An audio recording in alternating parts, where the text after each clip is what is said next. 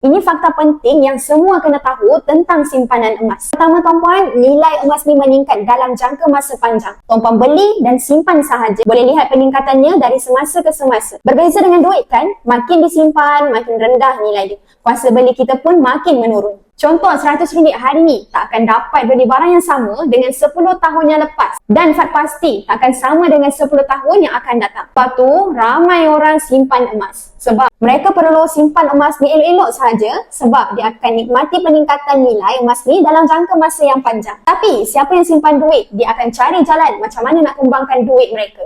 Nak melabur lah, nak itulah, nak inilah. Tapi kena ingat, tak semua handal dalam pelaburan. Kena tengok juga, pastikan tuan-puan ada ilmu. Kokot dah lebu beribu-ribu, tapi lesap macam tu je. Kan dah rugi? Sebab tu guru emas Fat pesan tuan-puan, kalau ada duit, tapi tak buat apa-apa, beli je emas dan simpan elok-elok. Kalau tak tahu nak guna apa dengan duit dan cuba melabur tapi tak reti, hati-hati. Risiko melabur sangat-sangat tinggi. Nak mudah dan kekalkan nilai kekayaan kita untuk jangka masa yang panjang, jom simpan emas. Fat akan bantu siapa yang nak dibantu, boleh terus sahaja klik link di bio, nanti Fat akan bantu tuan-puan dengan sebaiknya. Teruskan follow Fat untuk dapatkan lebih banyak ilmu simpanan emas dan juga kewangan. Semoga bermanfaat.